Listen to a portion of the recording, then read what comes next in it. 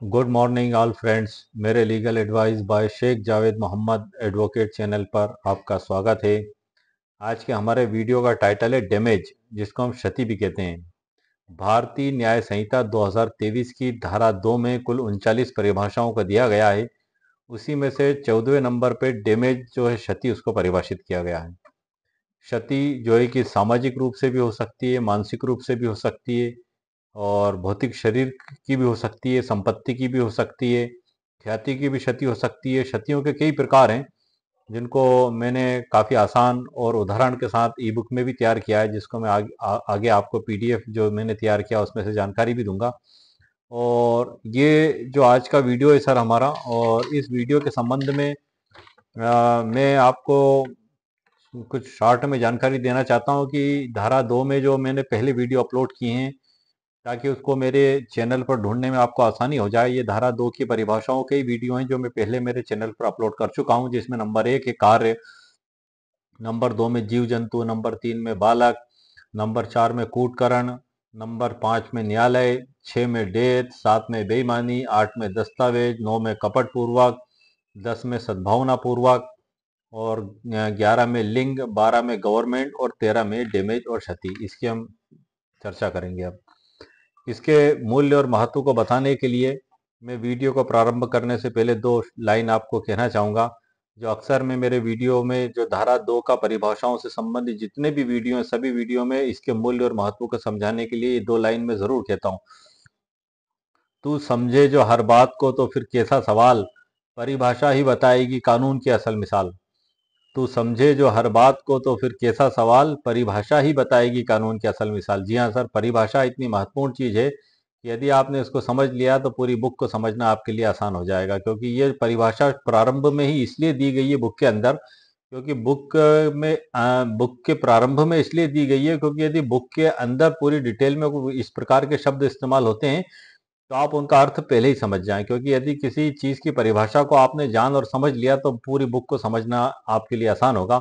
मैंने कई वीडियो में मेरे पिछले इस बात के उदाहरण को दिया है, ताला और चाबी के, कि यदि बुक ताला है तो परिभाषाएं चाबी हैं। यदि आपने ताले की चाबी आपके पास है, आपने परिभाषाओं को समझ लिया, तो इस चाबी से आप पूरी बुक को समझ लेंगे, पूरी बुक को आप खोल लेंगे। तो इस प्रकार से जो ये बुक है सर आप देख रहे हैं, 1 जुलाई 2024 को लागू हुई है बीएनएस 2023, और कुल इसमें एक लगायत 358 धाराएं हैं। उसमें जो क्षति की परिभाषा दी गई है, जैसा कि सर आप देख रहे हैं, बुक बीएनएस 2023 1 जुलाई 2024 को ये लागू की गई है, और इसमें कुल एक लगावन 358 धाराएं हैं। इसमें जो क्षति की परिभाषा दी गई है, क्षति से कोई अपहानि अभिप्रेत है जो किसी व्यक्ति के शरीर, मन, ख्याति या संपत्ति को अवैध रूप से कारित हुई हो। मतलब विधि विरुद्ध तरीके से यदि किसी व्यक्ति के शरीर, मन, ख्याति और संपत्ति को कोई क्षति कारित होती है तो उसको क्षति माना जाता है। इसको इंग्लिश में भी सर जो बताया गया है, मैं आपको एक बार पढ़ के बता देता हूँ।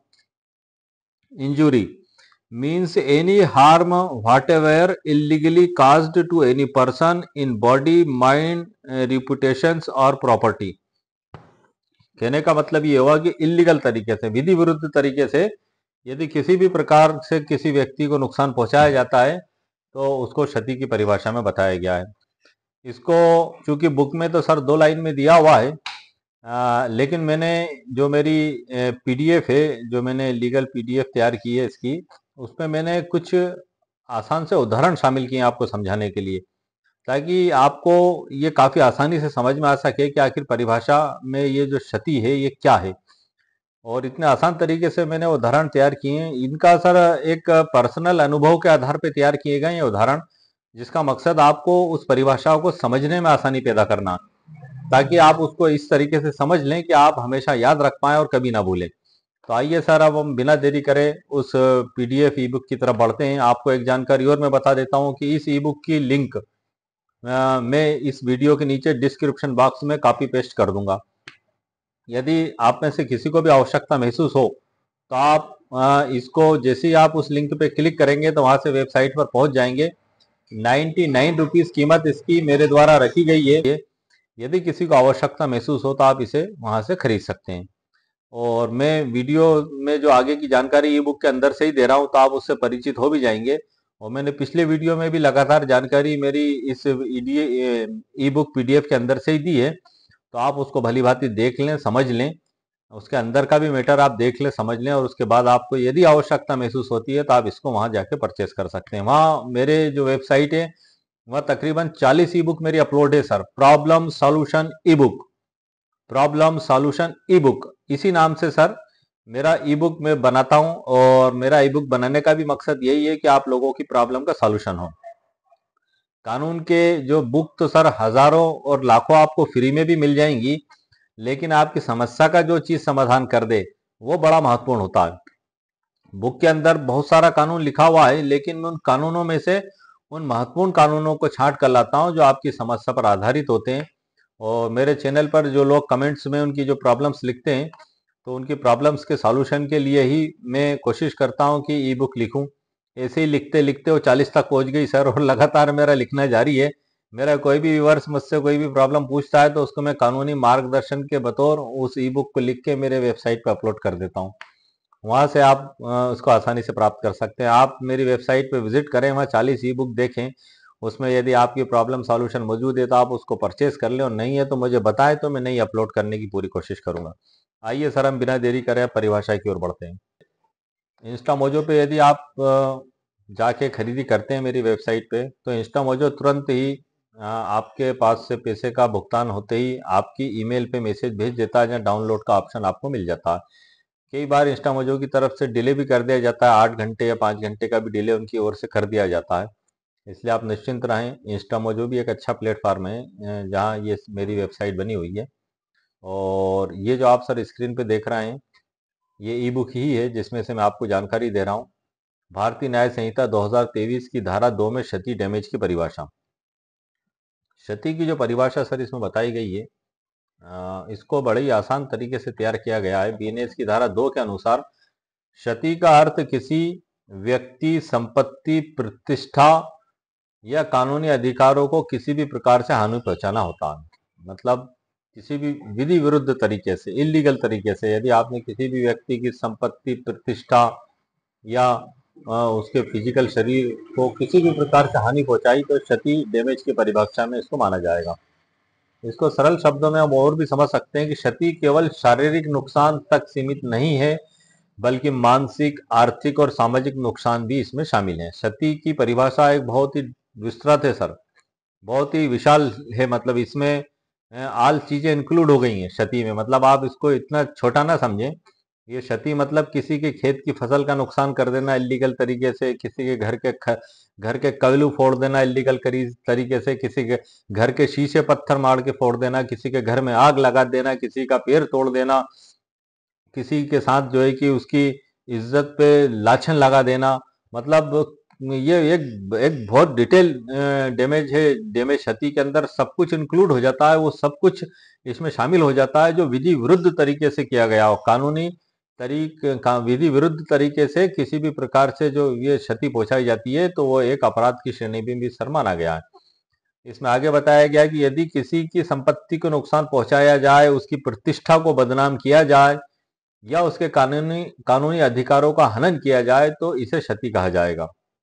इसमें सर हम क्षति के कुछ प्रकार भी समझेंगे: भौतिक क्षति, आर्थिक क्षति, मानसिक या सामाजिक क्षति, कानूनी अधिकारों की क्षति। ये कुल 4 प्रकार की क्षतियां हैं जिन पे सर हम आज चर्चा करेंगे। उसमें नंबर 1 है हमारी भौतिक क्षति, जिसे फिजिकल डैमेज भी कहते हैं। किसी व्यक्ति को शारीरिक चोट पहुंचाना, किसी की संपत्ति तोड़ना या जलाना विधि विरुद्ध तरीके से। किसी भी व्यक्ति को यह अधिकार नहीं है कि वो किसी दूसरे व्यक्ति के साथ मारपीट करे। यदि उसको कोई प्रॉब्लम है, कोई परेशानी है, तो कानून बना हुआ है, वो कानून की प्रक्रिया का पालन करते हुए उसके खिलाफ कार्रवाई करे। यदि उसने आपको कोई नुकसान कर दिया है, आप उसकी रिपोर्ट करें। 437 जो है कि नुकसानी का जो है मुकदमा उस पर कायम होगा। आप उससे क्षतिपूर्ति का मुकदमा अदालत में लगा सकते हैं। आईपीसी की धारा के तहत उस पर एफआईआर दर्ज करा सकते हैं। ये नहीं कि उसने आपके घर पे पत्थर फेंक के कबीलू फोड़ दिया किसी रंजिशन, तो आप डंडा लेके उसके घर पहुंचे और उसके साथ मारपीट चालू कर दी। नो सर, ये नहीं है। आपको कानूनी प्रक्रिया का पालन करना होगा, आपको हिंसा नहीं करनी होगी। तो किसी व्यक्ति को शारीरिक चोट पहुंचाना, किसी की संपत्ति तोड़ना या जलाना, ये भौतिक क्षति में आते हैं। नंबर 2 है सर आर्थिक क्षति, फाइनेंशियल डैमेज, किसी का धन चुराना या गलत तरीके से किसी को आर्थिक हानि पहुंचाना। धन चुराना या दूसरा उदाहरण सर खेत की फसल को नुकसान पहुंचा देना, जानबूझकर आवारा जो मवेशी गांव में इधर उधर घूमते रहते हैं उनको एक किसी के खेत में हाँक देना ताकि वो उसकी फसल खाकर नष्ट कर दें, फसल में आग लगा देना, किसी के घर को नुकसान पहुंचा देना, तो ये सब जो है कि आर्थिक क्षति के अंतर्गत आते हैं। नंबर किसी की नौकरी या व्यवसाय को नुकसान पहुंचाना, ये भी आर्थिक क्षति में ही आता है। इसके बाद नंबर तीसरा है मानसिक या सामाजिक क्षति। ये बड़ी महत्वपूर्ण चीज हो जाती है सर। किसी व्यक्ति की प्रतिष्ठा को बदनाम करना, झूठे आरोप लगाकर किसी को मानसिक तनाव देना। मतलब आपने किसी की भी साख पे प्रश्न चिन्ह लगा दिया, उसको बदनाम करना चालू कर दिया, तो ये मानसिक और सामाजिक दोनों क्षतियों में माना जाएगा। और चौथे नंबर की क्षति है सर कानूनी अधिकारों की क्षति। किसी व्यक्ति के कानूनी अधिकारों का उल्लंघन करना, किसी को उसके संवैधानिक अधिकारों से वंचित करना, ये जो है कि कानूनी अधिकारों की क्षति है। जैसे कि कोई व्यक्ति किसी घर का मालिक है, उस पे जाने का अधिकार है, अब एक थर्ड पार्टी जो जगह का मालिक भी नहीं है उसको रोक देता है जाने से, उस पर अवैध कब्जा कर लेता है, तो ये एक प्रकार की क्षति ही मानी जाएगी, क्योंकि वो उस पर जाने का लीगल अधिकारी है और उसको उस पर रोका गया है, तो ये उसको नुकसान पहुंचाया गया इस प्रकार का कृत्य करके, तो ये कानूनी अधिकारों की क्षति में माना जाएगा। क्षति के कुछ कानूनी पहलू भी हैं सर इसमें, जो उदाहरण है नंबर 1 है रामू ने श्याम की दुकान में तोड़फोड़ की जिससे श्याम को आर्थिक नुकसान हुआ, यह क्षति माना जाएगा। बड़ा ही आसान उदाहरण है सर। नंबर दूसरा उदाहरण है किसी व्यक्ति ने जानबूझकर झूठी अफवाह फैलाकर एक सरकारी अधिकारी की प्रतिष्ठा को बदनाम किया, यह भी क्षति होगी। भाई एक ईमानदार ऑफिसर है, आप झूठे आरोप कैसे लगा रहे हैं उसके ऊपर? यदि आप लगा रहे हैं तो ये आप उसको क्षति पहुंचा रहे हैं, और बिना किसी आधार के, बिना किसी ग्राउंड के आप वो बात कर रहे हैं, तो ये जो है कि एक अपराध में भी सर माना जाएगा, वो आपके खिलाफ एक्शन भी लेगा। उसकी एक्शन अगर साबित हो जाती है तो विधि अनुसार जो भी दंड हो, जुर्माना हो, आप पर किया जाएगा। नंबर तीसरा उदाहरण है किसी की जमीन पर जबरदस्ती कब्जा कर लेना जिससे उसका कानूनी अधिकार प्रभावित हो, यह भी क्षति है। जैसा कि मैंने सर वीडियो के प्रारंभ में ही उदाहरण देके आपको बताया था, तो ये तो सर हमारे क्षति के ये उदाहरण हो गए। और उसके बाद जो कुछ गलत उदाहरण भी हैं सर, मतलब गलत उदाहरण से आशा ये है कि वो उदाहरण आप जब समझेंगे तो पता लगेगा कि वो इस परिभाषा के दायरे के बाहर में है। वो किस प्रकार से, मैं आपको बता देता हूँ। अगर कोई व्यक्ति खुद अपनी संपत्ति नष्ट करता है तो यह क्षति नहीं माना जाएगा। किसी ने खुद ही तोड़फोड़ कर लिया अपने घर में, तो भला कौन जिम्मेदार है? वो खुद ही जिम्मेदार है, किसी के ऊपर कोई इल्जाम नहीं लगाया जा सकता उसमें। नंबर 2 है कोई आलोचना या कानूनी कार्रवाई जो सही और वैध तरीके से की गई हो, उसे क्षति नहीं माना जाएगा।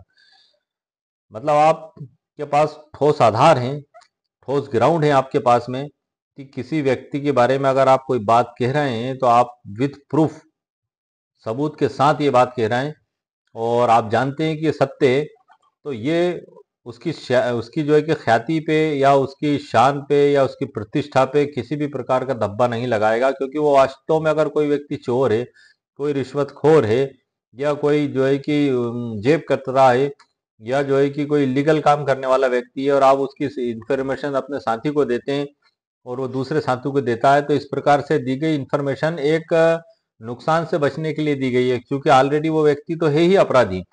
तो ये जो है कि इस प्रकार की जो अगर कोई बात कही जाती हो तो क्षति नहीं माना जाएगा। कोई आलोचना या कानूनी कार्रवाई जो सही और वैध तरीके से की गई हो, मतलब कानूनी तरीके से उस बात को किया गया हो, तो उसको क्षति नहीं माना जाएगा।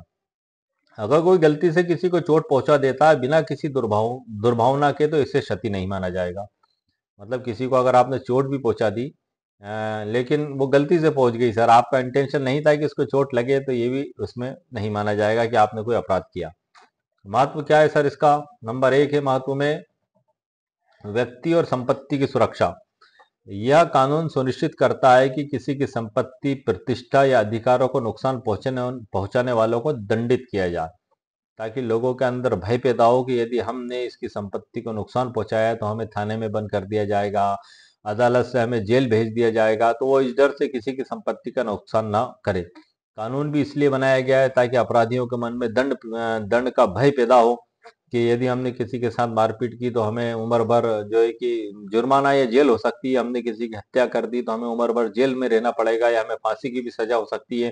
तो ये दंड का भय समाज में लोगों को अपराध करने से रोकता है, और कानून बनाया भी इसलिए ही गया है कि समाज में अपराध ना हो और शांति व्यवस्था कायम रहे। नंबर 2 है नागरिकों के कानूनी अधिकारों की रक्षा। यदि किसी के संवैधानिक या कानूनी अधिकारों को हानि पहुंचाई जाती है तो वह क्षति का दावा कर सकता है। नंबर तीसरा उदाहरण है सामाजिक व्यवस्था बनाए रखना। किसी भी समाज में संपत्ति और प्रतिष्ठा की रक्षा जरूरी होती है और क्षति से बचाव के कानून से लोगों में सुरक्षा का भाव रहता है। तो ये सबसे महत्वपूर्ण बात है सर, कि जो क्षति के बारे में इसमें शीर्षक में बताया है, क्षति क्या हर नुकसान अपराध है। इसकी कहानी शैली है जो अक्सर मैं वीडियो में सर बताता हूँ। रामू ने गुस्से में आकर श्याम की गाड़ी तोड़ दी। श्याम ने पुलिस में रिपोर्ट लिखाई। क्या रामू को सजा हो सकती है? बिल्कुल सर, गुस्से में आके आपने काम किया, गलत काम किया आपने, एक की संपत्ति को नुकसान पहुंचाया, तो ये विधि विरुद्ध कार्य है सर। महत्वपूर्ण नोट है, क्षति केवल शारीरिक नहीं बल्कि मानसिक, आर्थिक और सामाजिक भी हो सकती है।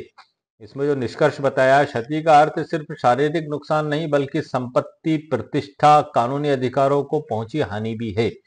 जैसा कि मैंने वीडियो के प्रारंभ में भी आपको इस बात की जानकारी दी थी, अगर कोई व्यक्ति जानबूझकर दूसरे को हानि पहुंचाता है, जानबूझकर सर, इंटेंशनली, जानबूझकर, आप इस बात पे ध्यान रखना, अपराध तभी माना जाएगा जब वो जानबूझकर किया जाएगा, तो कानूनी रूप से दंडनीय हो सकता है। क्षति के प्रकार समझना जरूरी है ताकि सही समय पर अपने अधिकारों की रक्षा की जा सके। तो सर, क्षति एक बड़ा ही महत्वपूर्ण टॉपिक है हमारा आज के इस वीडियो का, और इस पे मैंने मुकम्मल कानूनी जानकारी आपको प्रदान कर दी है। और हमारा जो नेक्स्ट टॉपिक है सर, वो अवैध, इल्लीगल, बीएनएस की धारा 2 में हम अवैध पे चर्चा करेंगे कि आखिर इल्लीगल में क्या क्या परिभाषित किया गया है। तो आज के वीडियो में सर मैंने आपको मुकम्मल कानूनी जानकारी प्रदान कर दी है, और जो इसमें पहले धारा 2 से रिलेटेड मैंने वीडियो अपलोड किए उनकी भी मैंने आपको जानकारी दे दी है। ये हमारी सीरीज चल रही है सर पूरी, धारा 2 की 39 परिभाषाओं की। मैं पर डे हर एक धारा पे स्पेशली एक वीडियो बना के अपलोड करता हूँ उदाहरण के साथ सर। स्पेशली यही है कि वो भाषा आसान है और उदाहरणों के साथ है। बुक में भी परिभाषा दी हुई है, काफी अच्छी परिभाषा दी हुई है बुक में भी, लेकिन वो सिर्फ दो लाइनों में दी गई है। मैं उसको एक्सप्लेन करके उदाहरणों के साथ समझा देता हूँ ताकि आपको समझने में आसानी हो सके। तो उम्मीद है सर आपको मेरा वीडियो पसंद आया होगा। मेरे वीडियो को आप लाइक भी करें, शेयर भी करें और सब्सक्राइब भी करें। ओके, शुक्रिया, थैंक यू सर।